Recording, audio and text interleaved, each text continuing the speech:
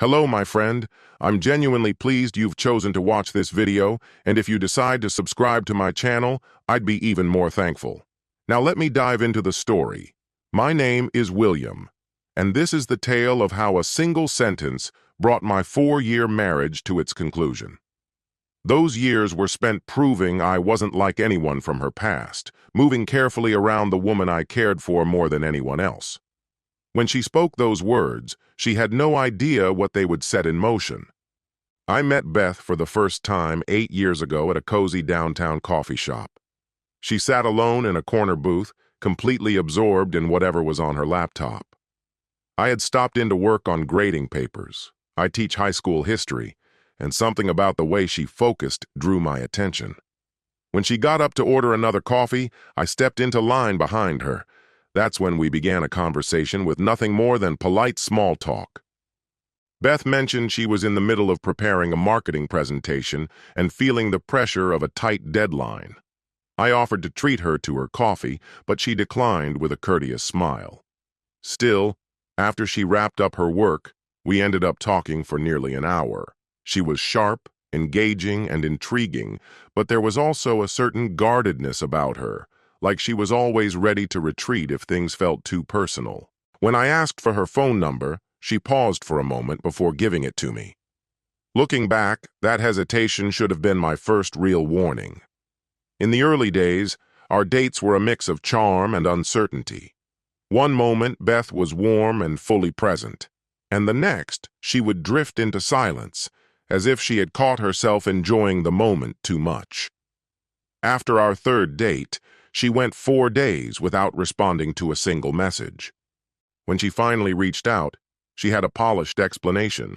She wasn't looking for anything serious, had recently ended a difficult relationship, and didn't feel ready for something new. Yet she never actually said she wanted to stop seeing me. It was as if she built high walls, but left a narrow doorway open, inviting me to keep pursuing her while giving herself space to leave if it ever got too close.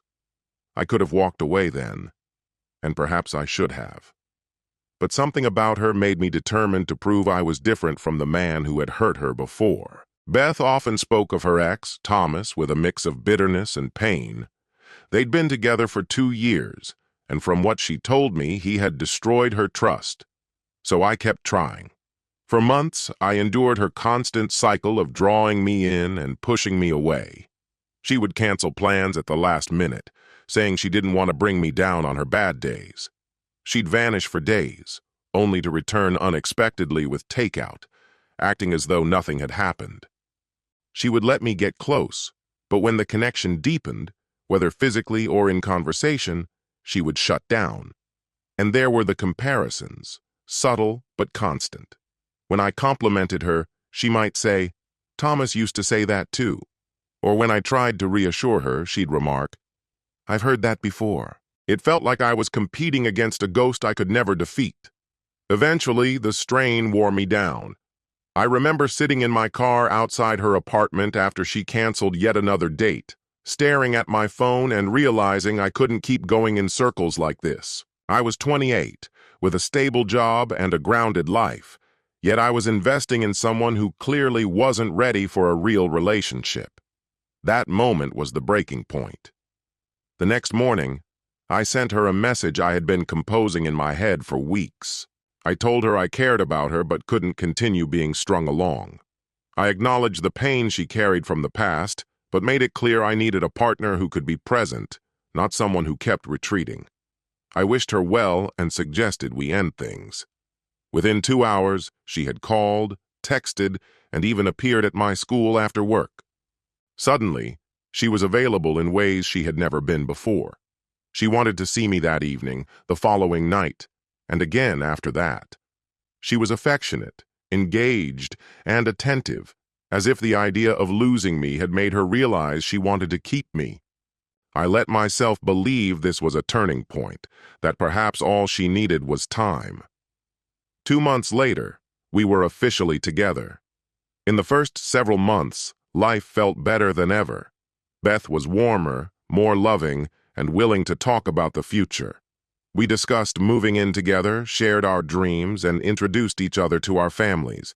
My parents liked her instantly. Still, even during those good times, the warning signs lingered. She avoided any deep conversations about emotional healing.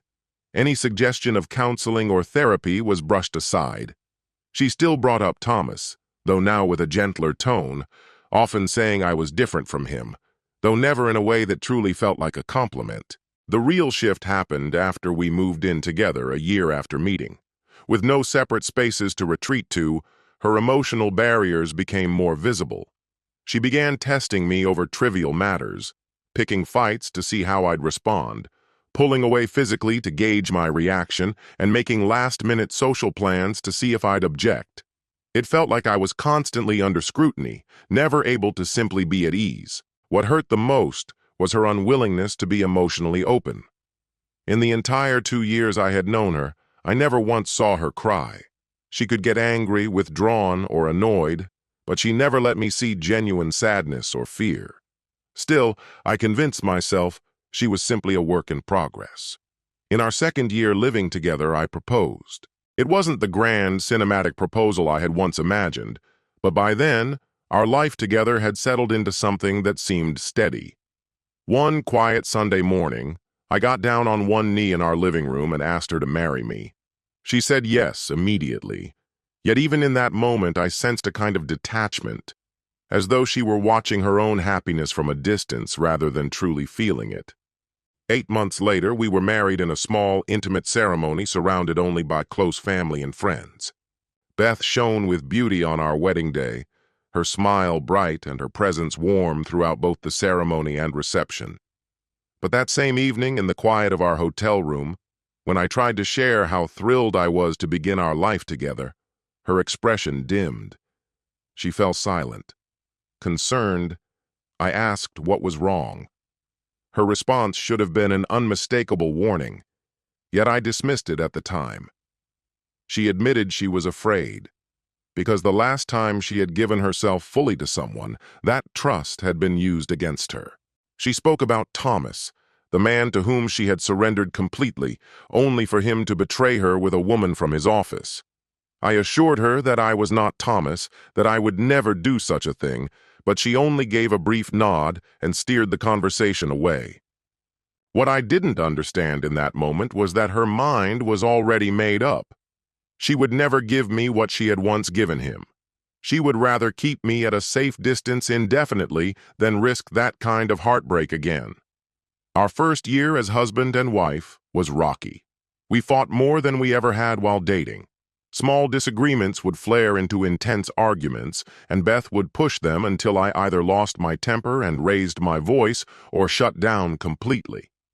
Either reaction seemed to trigger her, reminding her of Thomas or reinforcing her belief that all men were alike. She often invoked her ex during the worst moments, dropping cutting lines like, "Thomas never would have said that to me," or, "At least Thomas was honest about what he wanted." It was as though she held him up as an unreachable standard, using him to wound me. Our intimacy, instead of deepening, withered after the wedding. While she engaged physically, her emotions were elsewhere.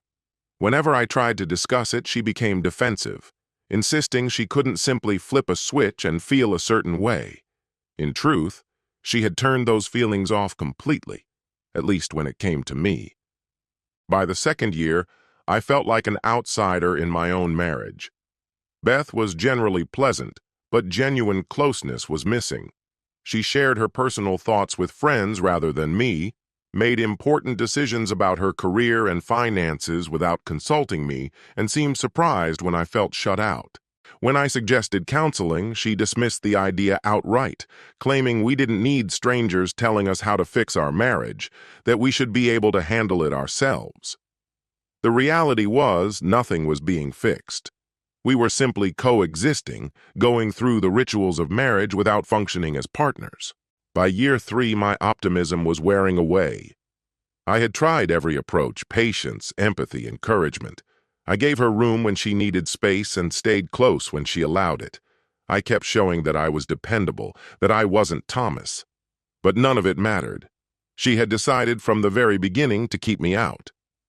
Eventually, I sought therapy just to have someone to talk to.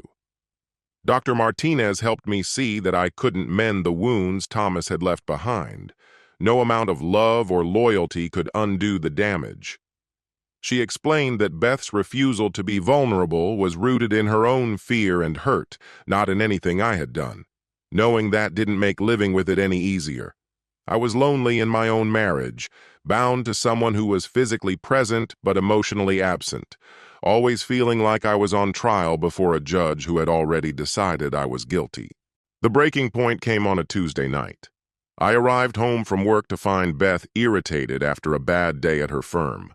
Something about a demanding client and a boss who hadn't supported her. I offered comfort, asked if she wanted to talk, and suggested ordering her favorite takeout.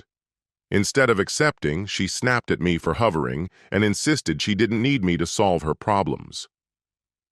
When I stepped back to give her space, she accused me of not caring and of withdrawing whenever things got hard. I explained I was trying to respect her wishes, but she wouldn't hear it. She dredged up old arguments, grievances I thought had been resolved months earlier. She accused me of not truly listening, of being self-centered, of making everything about me. None of it was true, and I suspect she knew it. But years of pent-up resentment came pouring out, and I was the only available target. I stayed calm, trying to diffuse the fight, but she kept pushing. Finally, I reached my limit. I told her I was done being her emotional punching bag, that I had spent 4 years proving I wasn't Thomas and I was finished. If she wanted to keep punishing me for his betrayal, she could do it without me. That's when she met my gaze and said, maybe I should have married Thomas instead. At least he was honest about who he was. Her words hit me like a physical blow. After 4 years of marriage and 6 years together, she was saying she wished she had married the man who had cheated on her and broken her heart, the man she had claimed to despise. I didn't yell, argue, or ask her to take it back. I just looked at her, finally accepting the truth. No matter what I did, I would never be enough. I would always be second to someone who had treated her terribly. I walked into the bedroom, grabbed my wallet and keys, and headed for the door. Beth followed, asking where I was going and insisting we needed to finish the conversation. But I was done. I had spent years trying to have real conversations with someone who had never truly listened. I drove to my parents' house across town. One look at me told my mother that something was deeply wrong. I told them everything, the truth about being married to someone who had never really been my wife. My father, who had never liked Beth, shook his head and said he had been waiting for the day I realized I deserved better. That night, I lay in my old bedroom staring at the ceiling, her words echoing in my mind. The next morning, I called in sick to work and met with a divorce attorney recommended by a colleague who had been through the process. The lawyer was straightforward, explaining the steps, the expected timeline, and exactly what lay ahead. Since Beth and I had never had children and had kept most of our finances largely independent, dissolving the marriage from a legal and practical standpoint was expected to be straightforward. That first week, I stayed at my parents' home, going over in my mind every choice and circumstance that had brought me to this moment. Beth's calls and messages came one after another, but I refused to answer any of them. In voicemail after voicemail, she apologized, insisting her words had been spoken in anger, claiming she hadn't meant them. Yet, deep down, I knew she had. Perhaps not with calculated cruelty, but somewhere inside, she had always believed I was a second choice. Exactly 1 week after our confrontation, on a Tuesday, I arranged for the divorce papers to be delivered to her at her office. I understood it would embarrass her, but if I handed them over myself, she would almost certainly try to persuade me to reconsider, and I couldn't risk giving her that chance. Dave had suggested serving her at work, reasoning she'd be less likely to cause a scene there. His advice turned out to be correct. According to the process server, she accepted the papers quietly, signed for them, and returned to her desk without incident. But within 10 minutes, my phone began ringing. Beth called 8 times in rapid succession until I finally picked up. Her voice was choked with sobs, something I had never heard from her before. Through tears, she begged me not to go through with the divorce, offering counseling, promising change, saying she would do anything to repair what had been broken. She insisted her comment about Thomas had been nothing more than a sharp, thoughtless insult meant to hurt me in the heat of the moment, not a reflection of her real feelings. But I knew otherwise. Anger has a way of stripping away filters, and in that argument, she had spoken the truth she'd been carrying all along. For 4 years, I had been trying to measure up to a man who had treated her terribly, only to realize I never could. She didn't want me to outshine Thomas. She wanted me to be Thomas, and that was something I could never be. Over the weeks that followed, Beth's efforts to reconcile grew increasingly desperate. She began appearing without warning, at my school, at my parents' house, even in the grocery store where she knew I shopped. She sent flowers to my classroom with handwritten notes pleading for me to answer her. She reached out to my friends and family, hoping someone would convince me to give her another chance. The cruel irony was that she was now offering the very things I had wished for during our marriage. She promised to work through her trust issues in therapy, to allow herself to be vulnerable, to open up emotionally in ways she had never done before.